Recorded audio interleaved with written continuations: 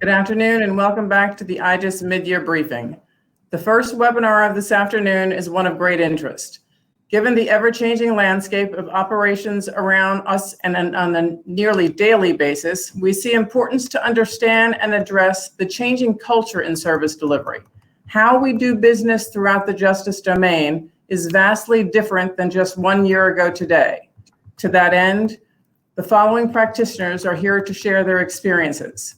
Deputy Chief Brian O'Hare of the Newark, New Jersey Police Department will address his agency's history, the current challenges, and some great success stories. Director of Court Services, Sarah Lochner from Wabash County, Indiana, will contribute yet a different perspective representing the changing process in the courts world. CEO Joe Wheeler of MTG Management Consultants and longtime partner of the IGES Institute will share his experiences supporting the same domain. And finally, Brian Riggs, CEO of Riggs Enterprise, will serve as the moderator for this panel. Brian has supported the IGES Institute in several initiatives, including our strategic plan development, and has been a trusted advisor to our organization. To that end, I'm going to pass the baton over to Brian, and I wish you all a great panel. Thanks, Maria, and welcome everyone to this afternoon's panel discussion. We're excited today to talk about the impact of our environment, and most specifically on its impact within our cultures, within the partnerships that we have with our stakeholders, within our team members, and within our organizations at large. Again, my name is Brian Riggs. Riggs Enterprise is a small consultative firm.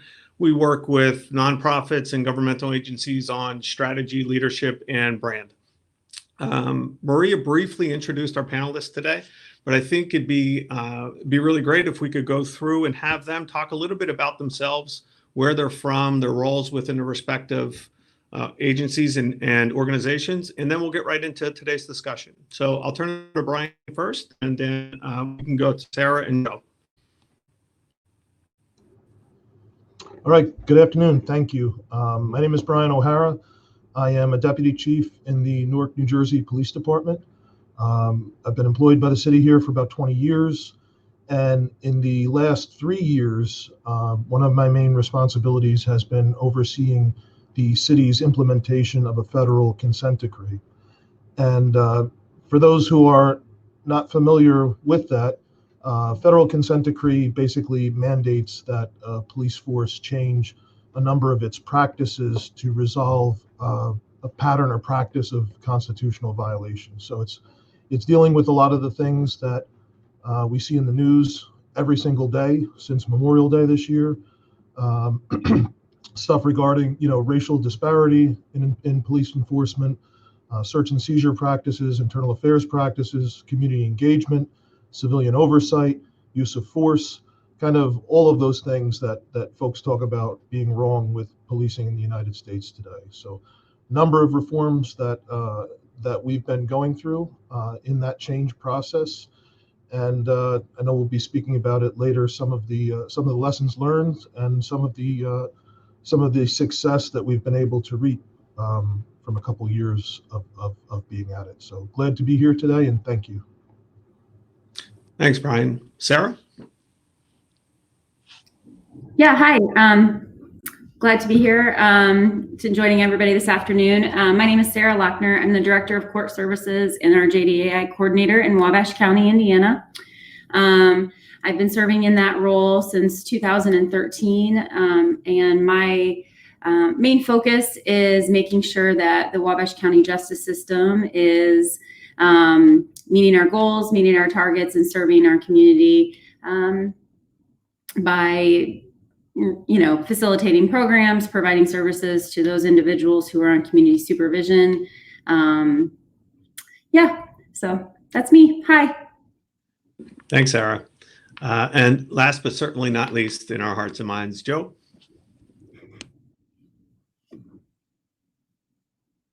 Joe, you're on mute.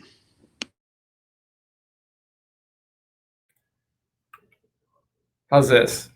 I'm Joe Wheeler. I'm with MTG Management Consultants. I am also the chair of the IGES Court Advisory Committee. And between the work of that committee and the work that MTG does, we work with courts from around the country and actually public safety agencies around the country as they plan for, acquire, and implement technology and go through the organizational change that's required as they implement technology to try to serve their communities better. So that's me in a nutshell. Thanks, Joe. I think one of the most fascinating things about what's happening today is not only the pace of change, but how organizations have sort of awakened to opportunities for change and recognizing the necessity for change. So my first question, we'll begin with Brian. And Newark has been in the headlines, and most recently is back in the headlines for its peaceful organization around some of the civil unrest. And Brian, when you and I talked leading up to the discussion, I was really fascinated by the way you positioned the transformation within Newark. And I was wondering if you could talk a little bit about how that began before 2020 and sort of what were the key factors in establishing that proper foundation for change, at least within the department, your key stakeholders. So thank you for that question. I think certainly, all across this country, at the least, folks have heard of Newark, New Jersey, and it tends to have a very negative stereotype or stereotypes associated with it. Particularly when, a lot of folks think of Newark and they think of Detroit when we think of, the summer of July 1967, when, there was some very serious, death, injury, and destruction from civil unrest that was happening here in Newark, just like in Detroit. And, Newark has struggled for, in the 53 years since then, Newark has struggled to recover, not just to recover and rebuild its reputation, but also to become a revitalized city. When I began as a police officer in Newark in the West District 20 years ago, which is the site where the Newark Rebellion began, I mean, you could pull out Life magazine from 1967 and you would see like the ruins of the buildings that burned. Much were left unchanged 20 years ago. So, I mean, it's been a process for Newark to change, economically and so on. But in particular, dealing with the police, I think things bottomed out a couple of years ago. There was a federal investigation into the Newark Police Department when 2 weeks after the current mayor was inaugurated in July of 2014, the Department of Justice released a lengthy report describing the pattern and practice of civil rights violations by Newark police officers. So it was kind of, right as the mayor came in, I think things for the police department definitely bottomed out. And it was like, we were being told by the DOJ to the whole country that we're among the worst of the worst at doing this stuff. So I think what we had at that time, we had the opportunity, but we also had kind of a perfect storm of things in place where people wanted stuff to change, right? We had a mayor that very much believed deeply in changing the police department, in reform, in renewing the city.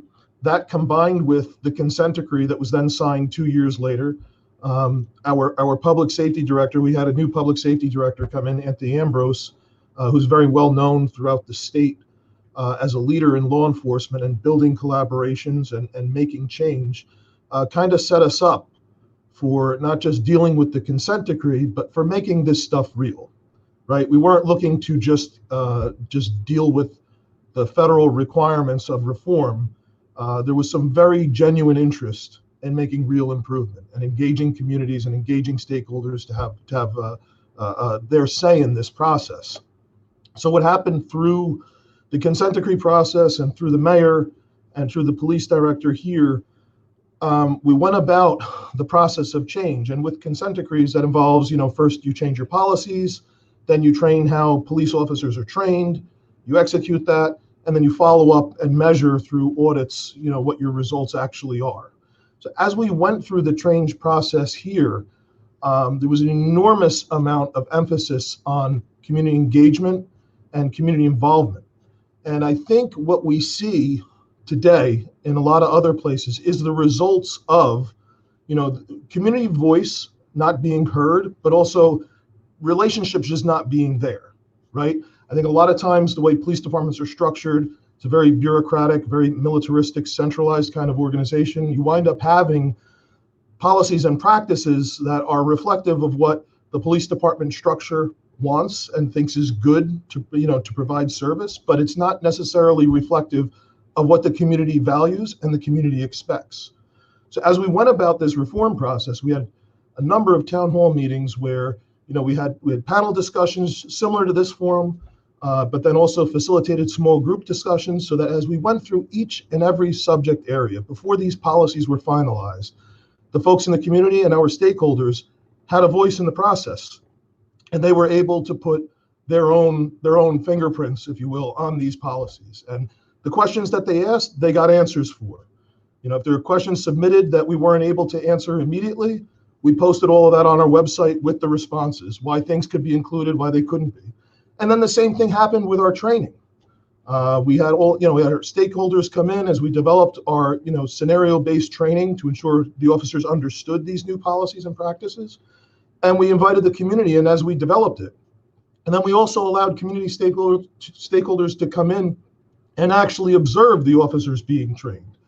So it was all of this involvement and all of our community engagement efforts that kind of, solidified these relationships, particularly with folks who had been very active in demonstrating against the police and demanding reform. Those folks wound up becoming our partners. And I think we saw the results of all this stuff the Saturday after George Floyd was murdered, because that Saturday, while things were beginning to heat up, I think the night before is when the police department, 3rd Precinct in Minneapolis, was burned. We had folks here looking to do the same thing. We had at least 12,000 people in Newark the entire day protesting. And we had a number of folks who came into the city from outside the city and even outside the state with intent to replicate what they were seeing on TV in Minneapolis. And we know that just from video that's available publicly. We know that from video that was posted by folks, on Facebook and so on. We had a lot of people here looking to cause destruction and destroy businesses. And we had very, very minimal damage as a result of that. And the reason was, it wasn't because of what the police did that day. I think with all this stuff, you obviously have to be prepared, and you have to have like layers of preparation, just like any other major event, to be prepared for the worst, case scenario. But what happened that day was all these folks from the community that we've been engaged with, they were out there, and as folks jumped on police cars and tried to overtake the same precinct where the rebellion began 53 years earlier, there's videos online where you can watch, not the police were standing in a line, in front of the building preventing people in, but you will see videos of civilians, our residents, getting in between the police and people trying to cause destruction and telling them, you're not going to do that in our city. And that happened over and over and over again. That night, there were 700 people who stayed outside that precinct that night. And I think we had one police car with some tires slashed, another one damaged from folks jumping on it, but no one overtook the building and nothing got out of control. And the reason was, it was because those residents there made it stop. And there's nothing you could do, right before one of these incidents to build those relationships, to build that kind of reservoir of trust. It's just because of everything that had been going on over the last 5 years that put us in a position where, we were able to survive these protests that night in particular, unlike a lot of other places, and certainly different from what I think everyone else expected to see from the city of Newark that day. So we're very proud, and I think it's been a result of all of those things, kind of a perfect storm that led to what we've seen that day. Thanks, Brian. I think you and your team and the residents of Newark should be proud. Being a resident of New Jersey, we've certainly been in tune with what's happened up there. And I'd like to circle back during round 2 of questioning and talk a little bit about, you talk about reservoirs of trust, and culture shifts require commitment and planning and an inclusive approach. So we'll get to that just a second. I want to switch gears from the external environment and relationship building to the internal environment. And I've had the pleasure to work with Sarah for about a year now. And I'd like, Sarah, if you would, just let's talk a little bit about your internal environment and what prompted you to think about cultural change as early as November of last year. This is pre-COVID, pre-civil unrest. But I think when you thought about tomorrow's environment, at least back then, you were thinking about what it meant to build partnerships internally, to develop trust between teams, and more importantly, to perhaps re-explore what your culture looked like. So, Sarah, take us back to last year and what prompted you to explore the cultural dynamics of your leadership team and your team at large. Sure. I'm actually going to take you farther back than last year. So in 2013, when I started, I had worked under an old chief who wasn't, culture wasn't our thing, and we weren't keeping up with the new wave of community supervision that was coming for criminal justice, and it was really frustrating. And so when I started that, I had 3 goals in mind, and it was, I want to make our agency a place that focuses on customer service. Our job is to take care of people, and we weren't getting training or leadership on how to do that. And then I also wanted to put us into this new age of community supervision.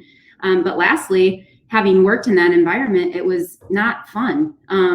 It wasn't fun to come to work. People didn't like it. People didn't stay. And so focusing on the internal, the goal was, I want this to be a place where people want to work and where people stay. So fast forward about 5 years, we are, the expectation in our community is we are the standard. We are, we're the best. We're the ones that the community counts on. They come to us. Oftentimes we get people who aren't even involved in our agency, but they know we can help them. So they come to us. We are, in my opinion, in Indiana, our county, we're very small, we're very rural, but we're doing all of these really great things. So we're meeting those 2 external goals really well. But at the same time, internally, it was starting to become very difficult. We had doubled in size in those 5 years, and we had recently gone through a consolidation of our probation and community corrections agencies. And I think anytime you kind of bring 2 groups together and say, hey, I want you to be a team together, there's challenges. And so in November of last year, we're like, okay, how do we make sure our internal vision gets us to be able to complete our external vision? We're really good at that. I have these amazing individuals on my team who have just the best heart for people and do amazing work, but I could see they were frustrated.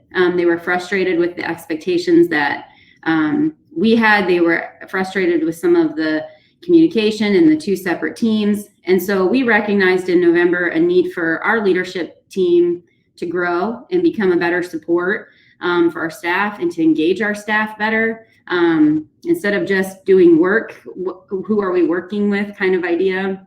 And we had to get aligned as a leadership team to be able to do that for our team. And so, and then the other thing when we were talking about this is we have all these really talented individuals who can do amazing things. Personally, one of the things I wanted them to feel ownership of what we were doing and why it was important. I wanted to have them turn into leaders, not just inside our agency, but in our community and in the state. And so, I wanted them to feel that and feel how important their work was, because it's a difficult field to work in. There's a lot of difficult things happening. And so we want to make sure that they're feeling that ownership and not getting bogged down in a bad culture. So that was really why we started what we wanted to do, is really that alignment and to create leaders and provide ownership for our employees. Make it a place people want to work. That was my #1 goal in 2013. I want people to want to work here. I think you were well on your way till about March 15th of this year. Yeah, it was great. So just a quick housekeeping note. I encourage all of our attendees to use the question box if you've got questions during any of the conversations around process or outcomes.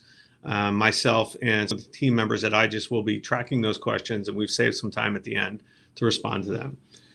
Sarah, I jotted down what I heard a sort of a 5-step plan might be, and perhaps this is not as clear as what you all went through, but developing that internal vision, aligning your leadership team under that vision, instilling an ownership culture, developing your team as leaders, and creating a place where people want to work. So I know we're going to get to what that looks like now and what you hope it looks like in the future in just a second. Before we do that, let's turn to Joe, who in our conversations leading up to today, we had a really interesting dialogue around pace of change and sort of why some systems have resisted change over time. And Joe, I'll turn it over to you. But one of the things I love that you said was a judge from the late 19th century might be able to walk into a courtroom perhaps 5 years ago and be able to operate and not question process. And I don't mean that in a bad way, but what I mean is, we as a society, in particular, some of our legacy systems weren't required to change, so to speak, and perhaps resisted it because change is uncomfortable. So Joe, tell us a little bit about the culture of the court and sort of how things have remained the same for some time and what it might look like in the future. Well, you mentioned being uncomfortable with change, and of course that's there. But when you think about having a dispute resolved, whether it's for civil action or for criminal action, one of the things that you want from your judge and from your court is consistency. You want to know that when you've got a dispute, that consistency and that expectation of consistency in terms of procedure and in terms of outcomes help courts to, or help the folks that are just in dispute resolve that quicker because they know what the outcome's going to be. And so courts want to be consistent in how they operate and how they're perceived over the long haul. And so that tends to dampen desires to do forward leaning changes and those types of things. Or in technology, you hear the phrase fail early, fail fast, fail cheap. Failure isn't an option as you go through a proceeding, or it hasn't been for years and years. And so there's a high degree of risk aversion in that. The other aspect is it's an adversarial environment by the construct. And so you've got parties that have high stakes. A person's freedom is at risk. And so because it's adversarial and high stakes, the person, the judge, as the Supreme Court Chief Justice likes to say, you want to consistently call those balls and strikes. You don't want an advantage falling to either side as a result of procedure or process or the technology that you implement. So as an organizational change environment, it's kind of a tough environment to get people to want to go through change and all that, because there is fear and risk and all that. So, courts don't want to see change. Litigants don't want to see change. Justice partners have historically resisted change as well. So it's been kind of a tough environment to introduce new technologies into. Thanks, Joe. Sarah, as you embarked on change and collaboration within probation and corrections and perhaps working with the judges, during your early stages, were your teams open to cultural change and process change and operational change? Was there resistance? Was it a hard sell? What was it like?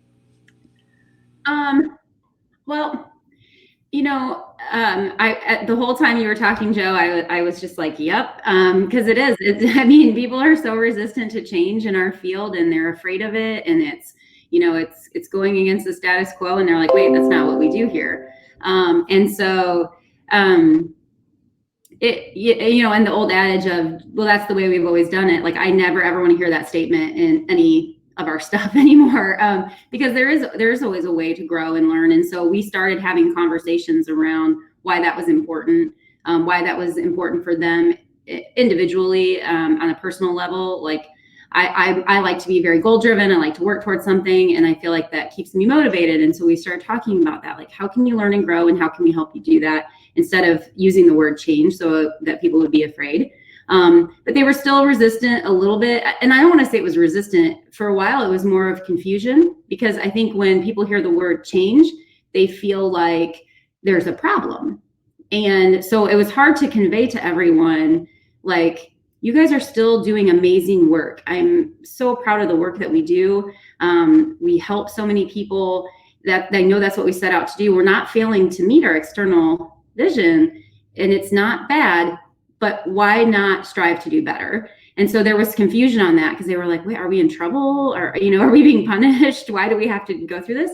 And it was never about that. It was about learning and growing. And so I think confusion was more of the right, and there's still some of that. Like, we don't see a problem, but it's coming around. But from our partners' perspective, we kind of got harassed a little bit. It's a cynical group of folks, and so when we started making change and doing things different, they were kind of like, why are you guys doing that? Why does that matter? And I'm just kind of like, well, it matters because people matter. People matter, and being fulfilled and enjoying your work and makes you do better work for other people. That's why it matters, So we took a little flack from some of our really close partners, and then just dealt with some confusion internally. Yeah, those are learning and growing and sort of problem solving internally are some of those aspects. I think when we think about cultural change, people think of that as the soft side to organizational change. Policies and processes are very easy to identify and stick to and measure. Culture is not. Brian, I'd love to go back to, you mentioned in your opening dialogue, you kind of hit rock bottom, and I think when you're at rock bottom, it's easier to gain collaborations and partnerships because there's a shared experience, right? Your city went through a shared experience and got to a point where nobody really wanted to participate in that shared experience anymore. Today, we're going through globally a shared experience, and I wonder if you could talk about some of the keys to developing partnerships early. I mean, right now, organizations are looking at operational and cultural changes as a result of this shared experience. But what insight can you lend that perhaps you learned as the city of Newark began to develop community relationships and partnerships with key stakeholders? What can organizations do today to ensure, or at least take the first step in developing those key partnerships? Well, I think there's two things that are critically important to understand right from the beginning before you get into this. No matter what your organization is, no matter where you're exercising leadership, no matter what type of organization it is, it's in your church, it's in your family, whatever. One is to understand that, when you're making change and you're trying to change culture, it is a dangerous game that you're playing. When you make change, folks are going to experience loss, right? So a loss of some kind. And oftentimes it's your own people that are experiencing that loss. So in our experience in police departments and making reforms and so on, it is our own people that experience loss in some way. And in the same way, it's our own people that have to, in some way, step outside and beyond their normal scope of authority to some degree and take a great risk in trying to push cultural change. It's a risk to themselves personally. I mean, to get taken out, if you will, with the sort of informal respect and relationships that you have within your own group. It is dangerous business to actually lead. And by lead, I mean, leadership as a verb, not as a position actually doing this work and making change. And the other thing that's critical, I think, to it is to understand, you mentioned policy and processes and so on and culture. It does not matter what your policy is, because culture, if your culture is wrong, culture will always trump policy. And we talk about, in policing, everybody talks about George Floyd as the example. For a couple of years now, since the federal government's been throwing money at police departments to buy body cameras, is the solution to all this stuff. And then we just don't have to think about it anymore. It's very clear that the officer who murdered George Floyd knew he was being recorded. So simply recording police officers while they're doing stuff is not the answer to changing culture and changing, how we want things to result. I mean, certainly there will always be bad incidents to some degree, but I think we can all agree that the George Floyd incident was especially egregious, right? And I think another example from that incident is policy. Since that incident, police departments all across the country have issued press releases about how they're changing their policies in regard to police officers being bystanders and not intervening when excessive force is happening, because that's what happened in that incident. There were 3 police officers who stood by for 8 minutes and 46 seconds while this person was killed, right? The reality is that police department had a policy on the books that said you have a duty to intervene when someone uses excessive force, regardless of their rank. So simply changing that policy doesn't change anything, right? So, I mean, I think clearly these are all examples of, showing how, it's extraordinarily important to actually be at work changing the culture on the inside. And the people on the inside of your organization that are doing that are doing dangerous work. And it requires that you have an understanding, some sense of, being able to measure the temperature of what's going on around you, if you will. Knowing as a leader when you can turn up the heat and when you have to turn it down, right? And if we're talking about, changing these policies and, creating new trainings, the absolutely essential part of that in police work, and I think in any organization, is to then follow up and audit and measure and see what the behaviors actually are. In a police organization like Newark, it's difficult work. We talk about the body cameras. The Newark police officers create 65,000 body-worn camera videos every month. It's impossible to review all of them, right? You have to have various forms of mechanisms to do some level of review, various levels of accountability, but then actually follow up and do something when someone is found to have stepped out of what the expectations are. And that has to be addressed through the entire organization. It starts with, I think, some of the folks who are out there trying to make that change, and that has to be supported from those above. But eventually, you have to try and get to the tipping point now where after you're at this for a while, everybody else is coming on board and things, I think, start to turn around. Because when you're making big change or in a large organization, you cannot change on a dime and think things are gonna, everything's gonna be okay overnight. It just doesn't work like that. It's changing systems, changing processes, and it ultimately comes down to changing the culture. What is acceptable in the culture? And once you have enough people on board to hit that tipping point, I think then you're going in the right direction where, all these, all the rest of that will kind of, I think, fall in line. Brian, I love a few things that you said. First, leadership as a verb. I think we forget that sometimes, regardless of where our station in life is or the industry that we operate within. Another thing that I loved what you said, and I don't think we think about this too much, and perhaps this might get some folks excited about leadership and culture, is leading cultural change is dangerous work, and I think we often forget that. And I think perhaps sometimes, and I'd love for my panelists to weigh in on this, it's easier to not take that step towards that danger zone because existing relationships, we've always done it this way. You've got to break some friendships, I would imagine. And more importantly, failure becomes, your efforts, failure or success, are sort of out in front of everyone. But I really love that. And this underlying notion that culture is not disconnected from policy, accountability, and operations. And I think that's a really important lesson for leaders and teams and organizations to understand. It's not about crafting the ideal version of what a culture will look like. It's more about how do we change our entire system so that the culture becomes one that everyone wants to be a part of, to Sarah's earlier point. Joe, there's a comment up on our chat box that I'd love for you to sort of weigh in on, because I think it's a perfect segue to marrying this culture of technology, or technology as a platform for cultural change. And one of our attendees writes, the fear of a loss of control and loss of discretion is a real thing. Technology introduces a level of accountability. Can you talk a little bit about that, Joe, and perhaps what technology can do for transparency?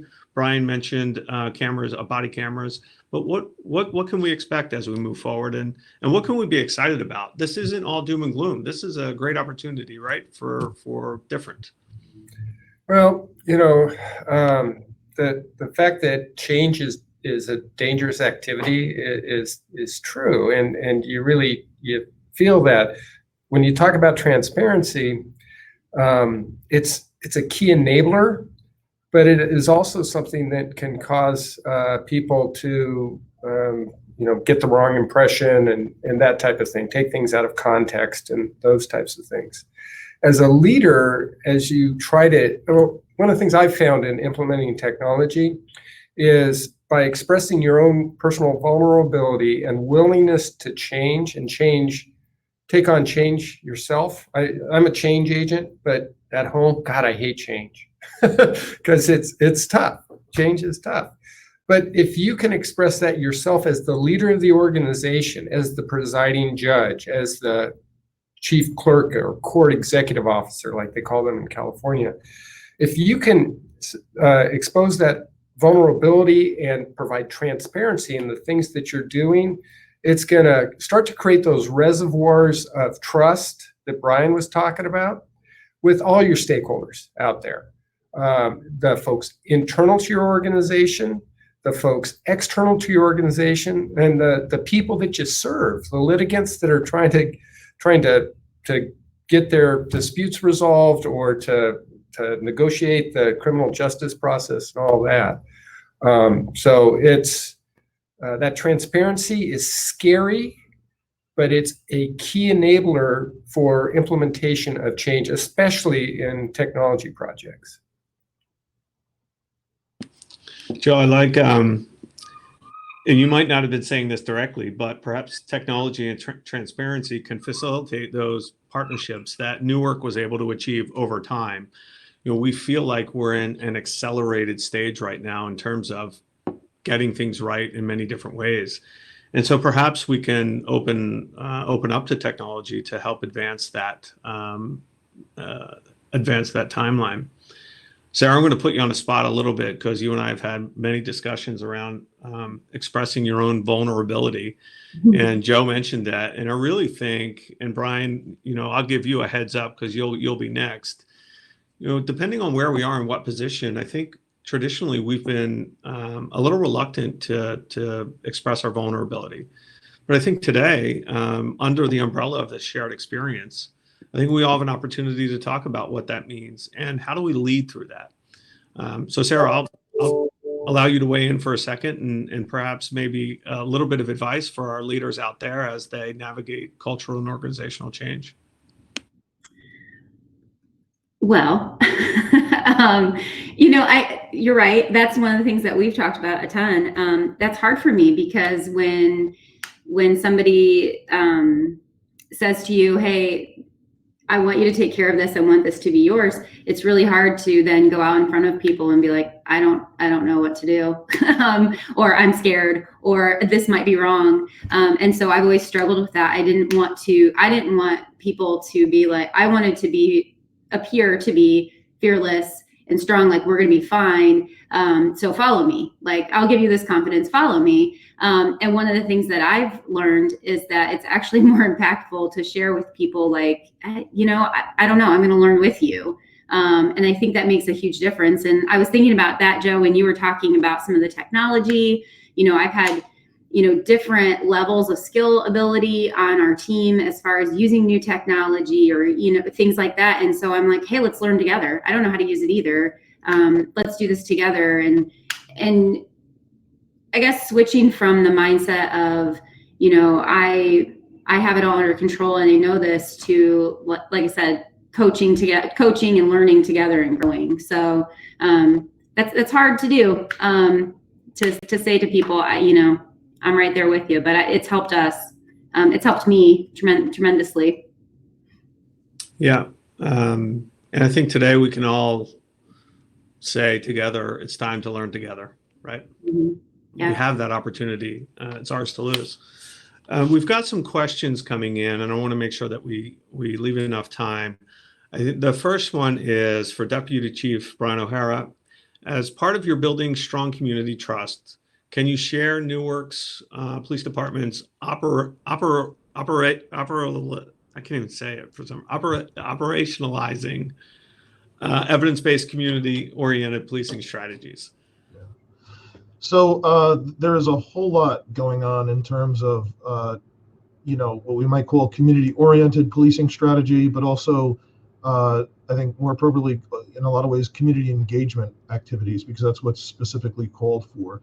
What I mentioned earlier, the process of involving the communities and stakeholders in ensuring that the community's values and expectations and that the community's voice is heard and has a hand in developing policies and developing training and being involved in actually observing those processes take place.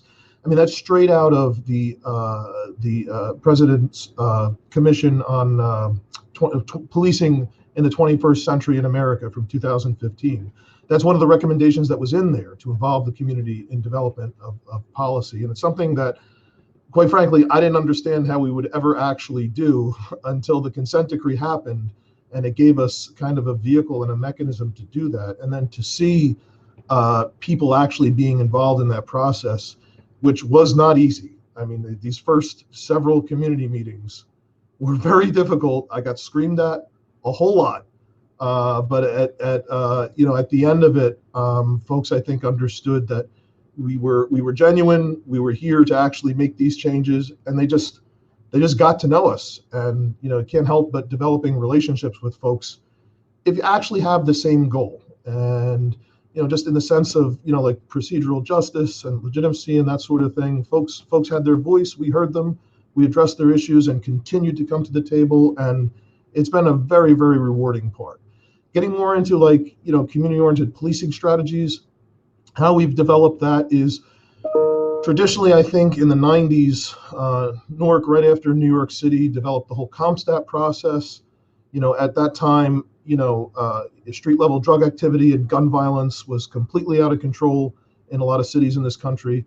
And there was a focus on, quality of life infractions through enforcement specifically, and very much, measuring, police outputs, right? Like just specifically the enforcement stuff, summonses, stops, and arrests. Didn't matter what any of that stuff was for. It was just sheerly quantitative. And how the department has changed through this process is now commanders not only have to address crime and explain how their enforcement activity relates to the crime that's going on, commanders are also held accountable and have to present on the community engagement that's going on, that they did for the previous week, the number of community meetings they attended, the number of different community activities that were held within their command. And how that happens is it's not just for specific people, although we do have 2 community service officers assigned to each of the 7 precincts in Newark who do not handle calls for service. They don't do criminal investigations. Their full-time job is specifically community engagement. So we have them, in addition to placing the emphasis on our regular patrol officers, to engage and problem solve with the community. And what that actually looks like is there's just a number of activities that could be described, if you will, just as, simple relationship building or, kind of legitimacy building activities where just officers are simply out engaging with the community, to more specific activities where it's sitting down with folks and actually conducting problem-solving activities. And what we have is we have a problem-solving database that we've created through this process that then is reviewed at ComStat. And whatever the issue is that folks are reporting, it gets entered in the database. Whatever referrals are made and follow-up, that's where all that gets tracked. Because people, we hear about defunding the police and so on today because the police are involved in all types of things that maybe other agencies should be involved with, right? But the reality is folks come at us with all kinds of problems. And, if you're the person that has an issue and the only person, folks you can get a hold of are your city's police department, you're going to expect that person to do something about it. And I think the way a lot of residents feel is it's almost like you have to call in a special favor to get anything done. And we think the best way to deal with stuff like that through community policing and problem solving is to actually create mechanisms now where we can track the follow-up. So we make the referrals and then someone has to follow up and ensure something was actually done. Because what happens is if somebody tells the police something and the cop says, okay, yeah, we'll see if we can get somebody to do something about it. And even though it belongs to public works or it belongs to sanitation or it belongs to, engineering or traffic and signals or some other city agency, their negative impression is going to be with the police if that problem remains unsolved week after week after week, which is what happens frequently in large cities, where things are bureaucracies. It doesn't matter that the police aren't responsible for collecting your garbage, but if they're complaining that this garbage is here week after week after week, and the only folks they can get to listen to it is their neighborhood police officer, they're going to expect that cop to do something about it. And so we created this database as a way to deal with that and try and help problem solve the issues that are important to our residents. Deputy Chief, I loved that example early on in this part of the conversation. You talked about quantifying what I would call cultural engagement, right? You wanted to shift the culture towards one of community engagement and created some follow-up mechanisms where they had to present on their community engagement and perhaps dialogue and report back. A lot of times we talk about culture and operations as two distinct buckets. It can be akin to the public and private sphere when actually, as we're seeing today, those overlap. And it's a great example on how to close that gap. We have another question. The pandemic and police reform challenges influence policy, operations, technology, and so much more. For each of the panelists, and these will be our closing remarks, we're pretty close to it. For each of the panelists, are there any particular areas of support that you would deem valuable for the broader IGES community to provide that would provide assistance to meet some of the challenges discussed? So for each of you, what are the areas of support that you would perhaps consider most valuable for our community, our listening audience today, to provide assistance to meet some of the challenges that we've talked about? Joe. Okay. Well, one of the things when you look at the context of IGES and what the courts have run into, they have been stuck with this pandemic where they have to safely deliver their services, and the only solution they could find was technology. So you see rapid adoption of technology in the courts. One of the largest courts in the world implemented 3 years of technology projects in 3 months in response to this pandemic. So they made some fundamental changes in there. Now, there have been courts around the country that put on virtual hearings, and they've materially succeeded in delivering their services through these virtual hearings. But while they've gotten through it, they still have some things that they are trying to fine tune and some things that were less than optimal that they're trying to address. And, the IGES community has a lot of technology providers that are part of this community. And the IGES community has also created forums like the industry summits to share these kinds of problems that folks are facing or aspirations that they have for the use of their technology versus what the technical community can provide. And in terms of a takeaway for IGES members and firms, and actually practitioners out there that are looking for a forum to talk about how to better use technology to address the things we're facing today, to have more complete solutions, finer UIs and integration in there.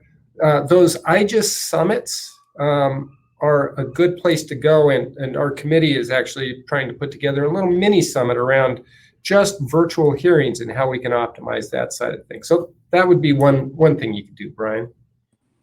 That's a nice plug for your committee, Joe. Nicely done. Sarah, and then I have a separate question for Deputy Chief. I wanted to go first because I felt like Joe was going to steal my answer. It kind of did. But that's one of the things that we've struggled with, especially on our court side. I mean, I support our courts here and finding secure ways to do court. And it's not even that those don't exist. But again, when you go back to a culture of people, like what Joe was talking about in the beginning, who don't rely on technology to do their job because they want it to be consistent and they want it to be done this way. And this is the way we've always done it. Creating, I don't know, maybe training or outreach from the people who can provide those services to those agencies so that they would have the confidence to implement them. When we started talking about having virtual hearings, I mean, my judge's eyes were like, what? I don't know how to carry that out. Like, how am I going to do that? And his staff, the same way, because they're just not accustomed to using it. And so just having readily available and almost kind of pushing that to those agencies, and even agencies like us, a lot of things that we're doing are protected. I mean, there's confidentiality included in that. So securely getting those things and getting people comfortable with using those and knowing that their clients are safe, or that their litigants are safe, and using that. I mean, when we started talking about doing jury selection remotely, we're still working through that process here locally because we have several trials that we have to do, and it is not easy, and it's not easy simply because we don't trust the technology yet. So from a technology standpoint, if there's a way to help us learn how to trust better, I think that would be very crucial moving forward. Sarah, I think you make some great points there, and I think when we talk about legacy institutions, we have a leftover mentality whereby we're not really teaching the integration of things like culture, behavior, and technology. A lot of legacy institutions still view technology as tools rather than sort of systems of behavior. And until we get to that point, at least at some point down the road, we're always going to have pushback. There's a general distrust when we're using technology for those parts of our lives. And so I think there's a long way to go, but I think some training around the integration of culture and technology is probably one of the areas that we can explore moving forward. For Deputy Chief, are there other technologies, improvements that you would like to see available to help you achieve your mission? Well, that's a baited question. Be careful, Deputy. Yeah, well, I mean, definitely. I think the problem with police departments is, the way they've evolved is we tend to have lots of data, but we have all these different siloed data systems, right? And we just keep adding more stuff on top of it, and it's all siloed. And now we're adding video on top of this, and none of this stuff is linked up.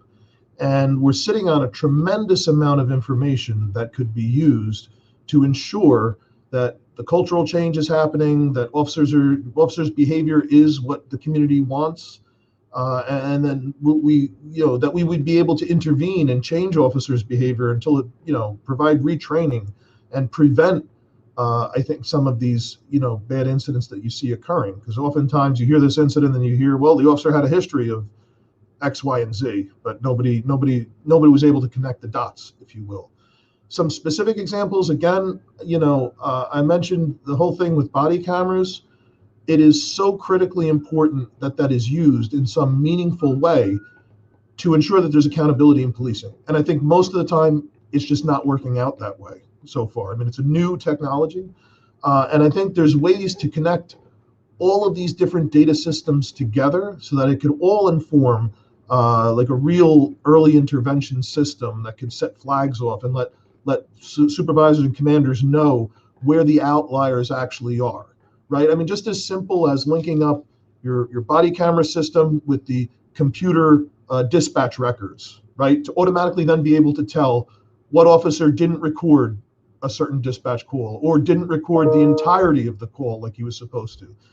And then it goes into, linking it up. We're looking at a project now to try and use, AI to go through these 65,000 videos a month that we have and flag certain videos where there's profanity used in the video, or where there's movements that appear to be force, punches and kicking and that kind of thing. Get those videos flagged and come up with different ways to kind of narrow down and develop a risk score, if you will, and then have your sample be drawn from those types of videos where you think you might see some behavior that should be reviewed if it wasn't reviewed already. And then separately connecting just all the other systems that are out there, the records management systems, our personnel records and all those sorts of things, to bring all that stuff together and be able to have, a real risk management tool that can show you, okay, well, this guy has, bad sick time, high levels of use of force. There's something going on with his stops that makes him an outlier compared to his peers, and certain other things going on, which is data that all exists all over the place, but nobody has it kind of at their fingertips to sort of bring it all together. I think that would be really valuable in terms of making police reform real in this country. That's some great insight, Deputy Chief. Thank you so much for that. We've got 4 minutes left, so I'll pose the final question. If there's one thing organizations should focus on in their first step to creating a positive culture or a culture of change, what would it be? What's the key ingredient they should be thinking about? Joe? Principles. Lead with your principles and use them as your shield so you can make yourself vulnerable and be that leader that can embrace change. Lead with your principles. Great. Brian? I think the more dangerous the change is, the more significant it is. Regardless, you mentioned earlier, position in the organization.